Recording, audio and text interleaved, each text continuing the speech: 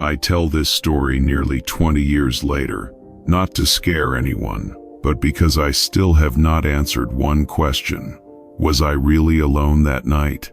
In 2004, I was 29 years old, teaching English at Naperville North High School. I rented a small house in a quiet suburb, a 2-story, white, sloping-roofed wooden house. Old, but cozy. The previous owner said it was a little creaky at night, due to the wood floors expanding and contracting. I was used to it, having grown up in a similar house in Wisconsin. I moved in early February. The town was covered in deep snow, and the temperature was below zero at night. My neighborhood was full of older people. All the houses were closed, and hardly anyone was out after 9. I felt safe. Quiet was what I needed after my divorce. The first days passed normally. I went to school in the morning, came home early in the afternoon, and read or watched the news in the evening. I began to enjoy the sound of the house breathing, the creaking of the floor, the wind blowing through the chimney, the dripping of water in the sink. It made me feel less alone. Until Wednesday night, February 11, I got home late, around 9:30. Snow was falling lightly. The wind was blowing gently. As I got out of the car, I noticed the porch light flickering, a yellow light that flickered on and off in a rhythmic pattern.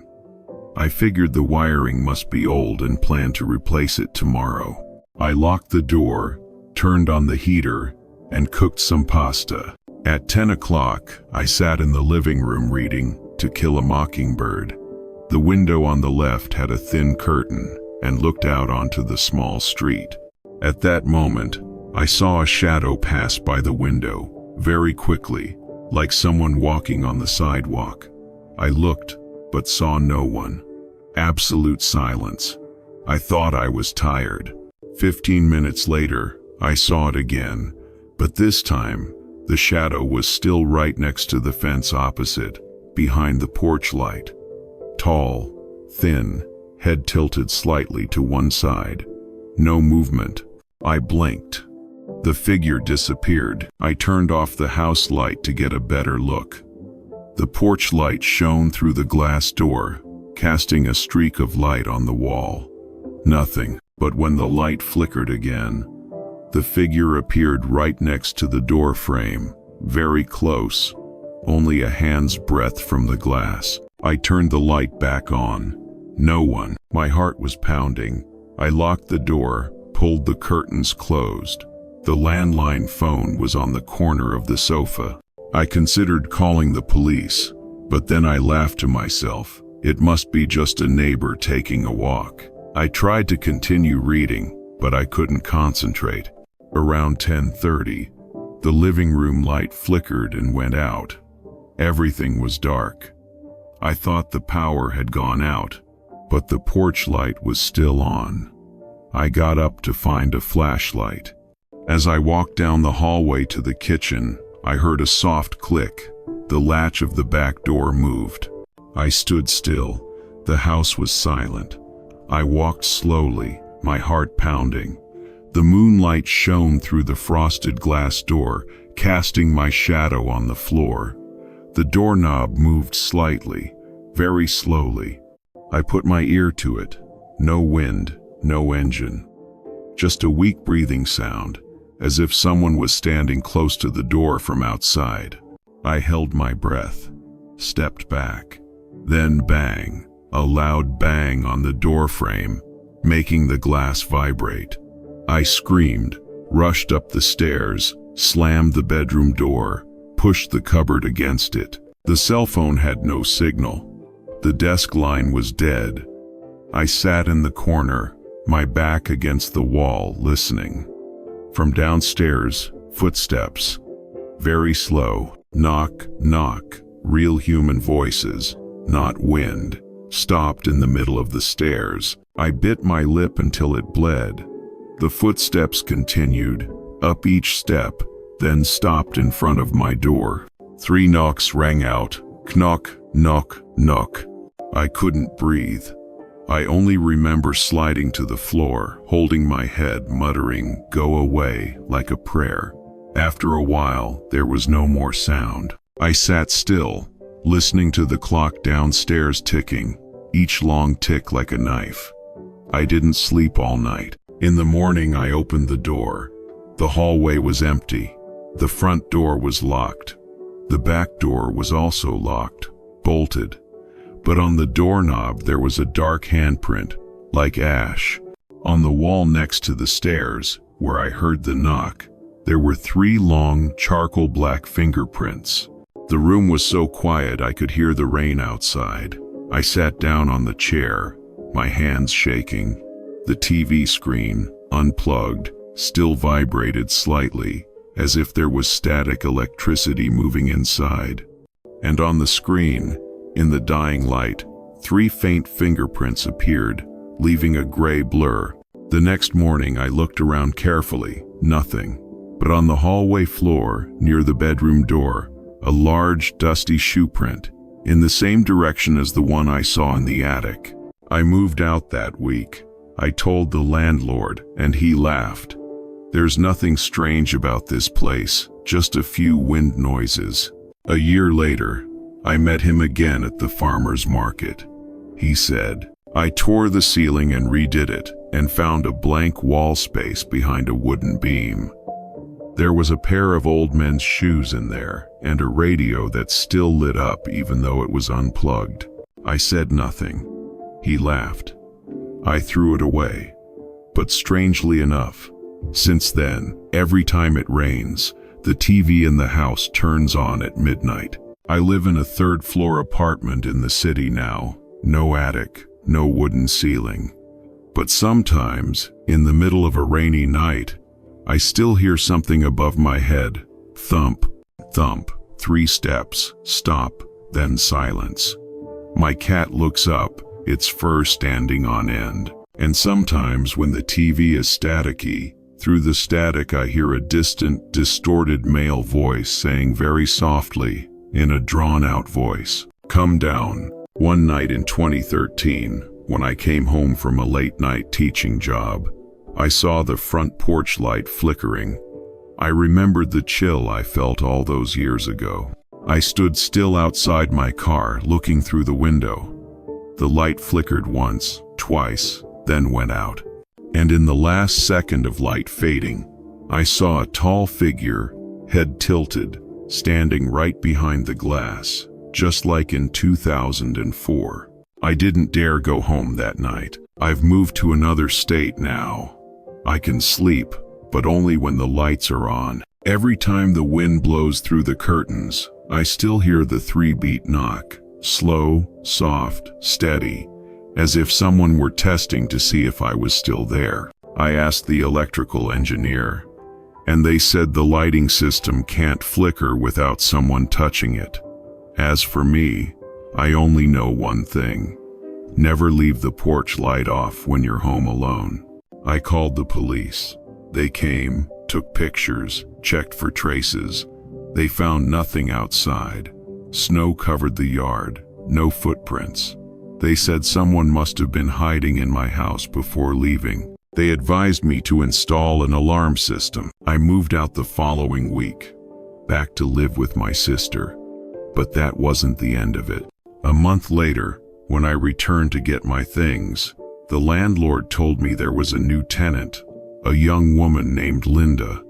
I just said hello and left. That fall, I read the local paper, a short story on page 6. South Loomis Street woman found dead in her home. Police say there are no signs of forced entry. Case still under investigation. Somehow, I knew right away it was that house. I called an old colleague who knew the officer in the police department. He whispered, "Sarah, on the wall by the stairs, we found the same ash-covered handprint, 3 fingers, on the wall, just like yours. But this time there's a scribbled note. The lights are out." I hung up the phone and threw up. I never told anyone about it except the police and the psychiatrist. For 10 years, I carried that obsession with me every night. I'd look back at the window, Check the porch light, double tap the lock.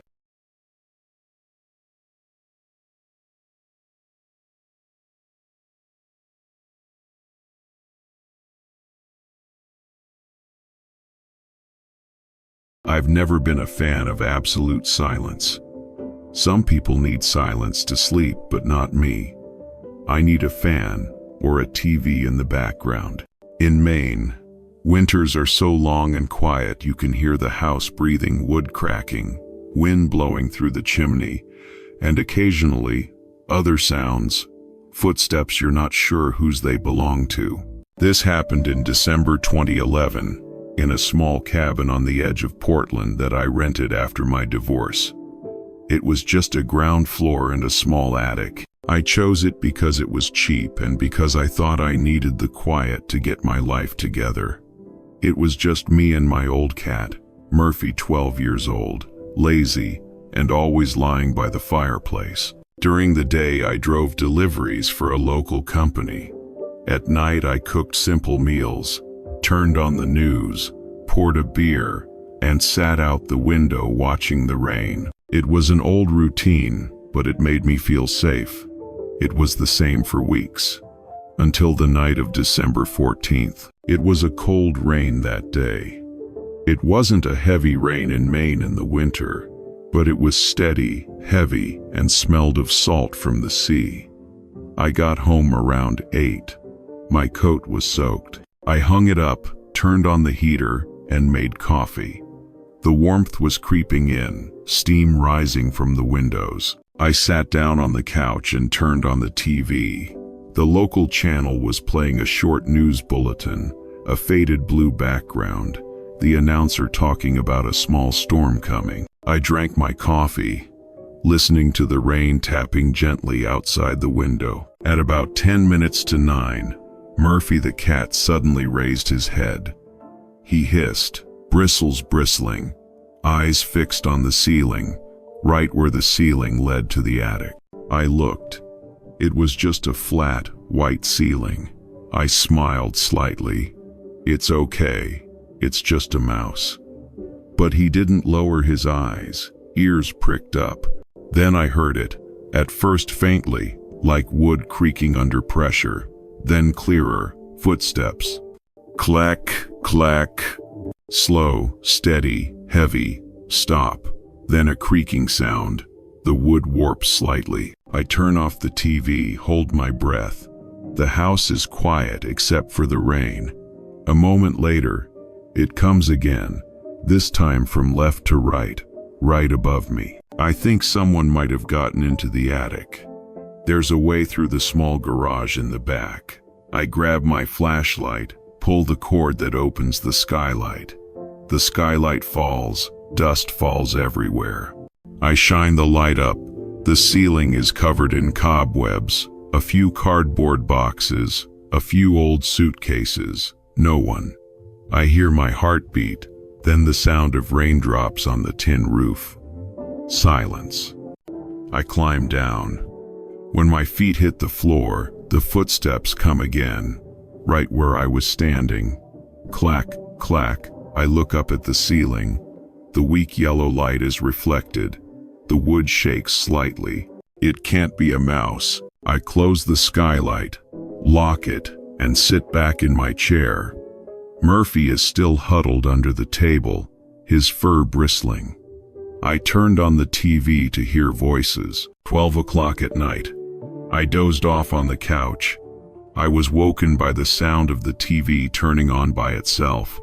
The screen was blank, no channel, just a buzzing sound. Shh. The remote was on the table, untouched. I pulled out the cord. The screen went off. Immediately after, on the ceiling, there was a loud bang. Thump, then a long one, like someone dragging something heavy across the floor. Swish, swish, swish. Stop, then swish, a step. I stood up, my heart pounding. "Who's there?" I shouted. No answer, only the sound of the rain getting louder. I turned on the hallway light, climbed the stairs again.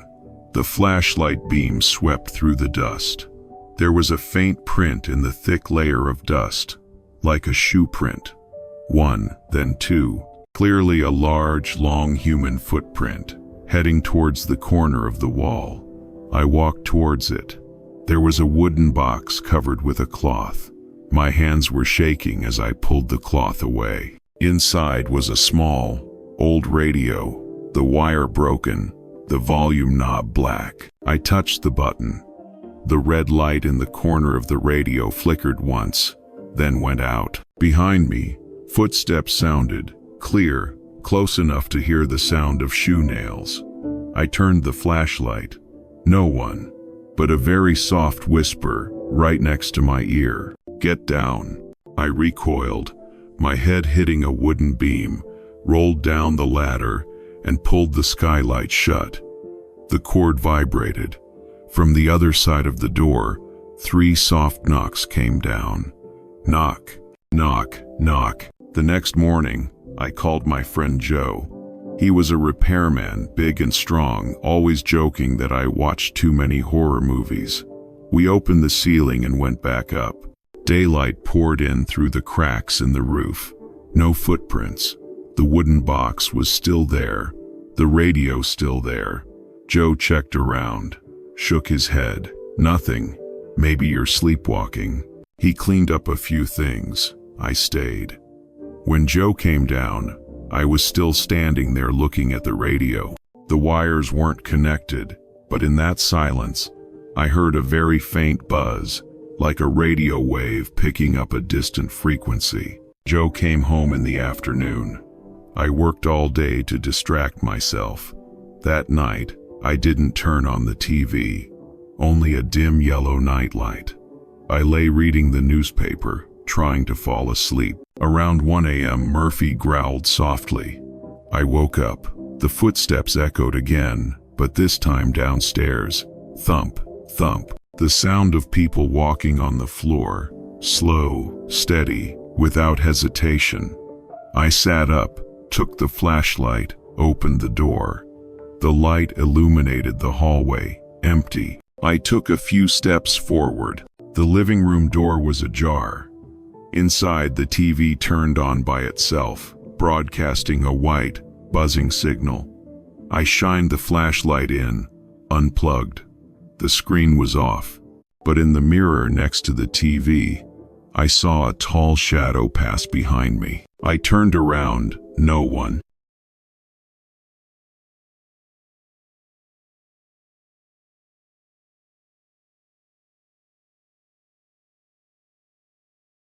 I used to think I was used to the dark. I worked as a night nurse for 10 years.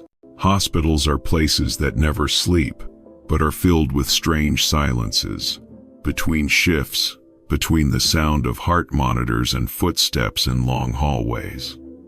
I thought I was immune to fear, but in April 2017, when I moved into a small apartment in Boulder, I understood. Real fear doesn't come from screaming. It comes from the moments of silence between two noises.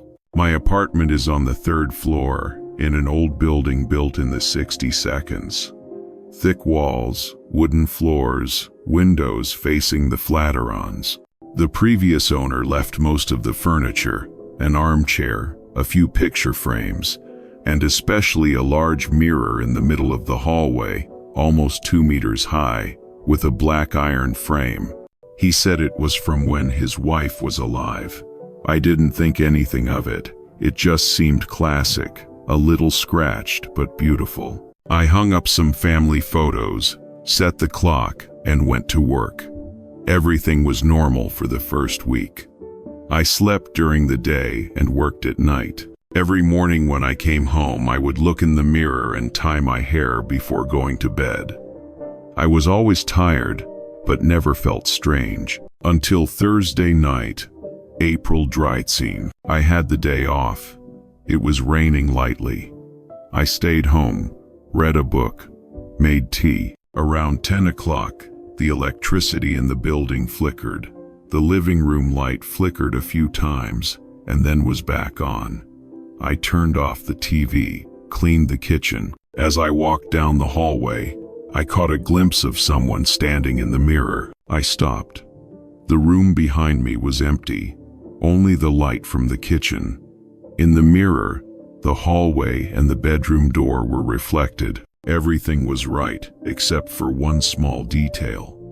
My reflection in the mirror stood still, not lifting a hand, while I was running my hand through my hair. I blinked, looked again. Everything was normal.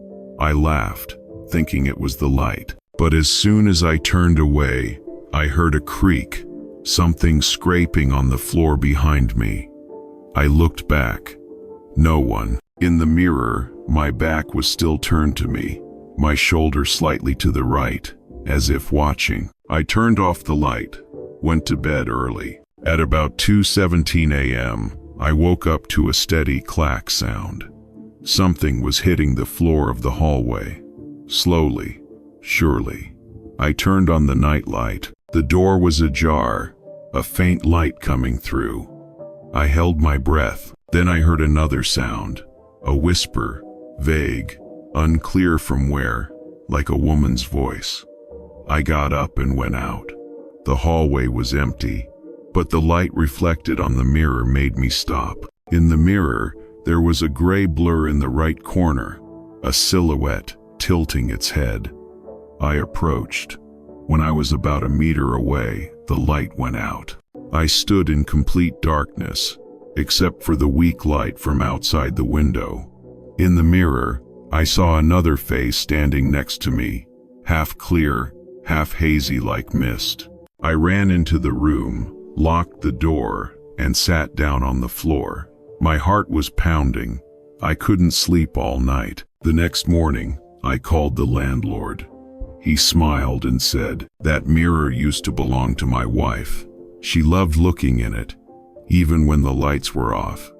After she passed away, I left it because it was attached to the house." I asked him if he had ever seen anything strange. He replied, "Just occasionally hearing someone walking around at night, but I thought it was the neighbor." I was going to ignore it, but the second night was impossible. We took the mirror outside, intending to throw it away.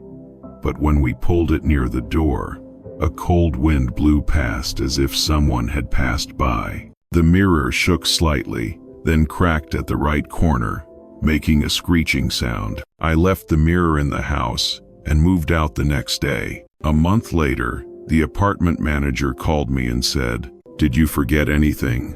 The mirror is still there. We are going to throw it away." I said, "Just throw it away." He said, "I don't know why, but every night the cleaning staff hears a knock on the mirror 3 times. And in the morning, there are words on the glass, 'Don't take me out.'" I hung up. I live in Denver now. In my new apartment, no mirror. Just a small picture frame reflecting the balcony light. But sometimes, around 3 in the morning, when the moonlight shines through the door, I see a streak of gray light pass by the picture frame, stop for half a second, and then disappear. And if I stood up and looked closely, in the dim reflection, I saw a woman, head tilted, standing still behind me, as if waiting for something I never wanted to know. On April 15, I got off work late. I got home around 3 a.m. The apartment was dark. I went straight to the kitchen to pour some water. When I turned around, I suddenly saw the mirror was dimly lit, even though the lights were off. The light was dim, as if someone was shining a light from behind the mirror. I stood a few steps away. The mirror reflected the empty hallway, then me, then another figure standing right behind me, close enough to hear his breathing. I turned around. It was empty. When I looked back at the mirror, the figure was still there. I moved closer, holding my breath. The figure didn't move. I reached out and touched the mirror. It was cold, but when my hand touched it, the reflection returned half a second later. I stepped back. The wind blew. The lights in the apartment hallway flickered. From the mirror, a soft tapping sound came. Knock, knock, knock. 3 beats. I turned off the light and covered myself with the blanket. The next morning, the mirror had faint handprints, not mine, because the fingers were much longer. I started covering the mirror with a towel every night. But strangely, every morning, the towel fell to the floor, no matter how tightly I held it. I thought it was the wind. One night, I tried using my phone camera to film the hallway. When I watched it again, at about 3:12 a.m., the mirror cover moved slightly in the frame, then slid down slowly as if someone was pulling it. And in the 0.5 seconds before the video stopped, a face was reflected in the mirror, not me. Sunken eyes, gray skin, long hair covering my face. The camera was off. I deleted the video, moved out of the living room, moved the bed closer to the window. I thought I was having trouble sleeping, imagining things. But then one morning, when the fog was thick outside, I saw written on the mirror with my finger on the dust, "I see you," italicized, thin, scribbled letters like someone writing with their left hand. I invited a coworker to stay for a few nights. She didn't believe in ghosts, but the second night, she told me, "Aaron, your mirror, there's someone in it." When I walked by, the reflection was still there even after I left.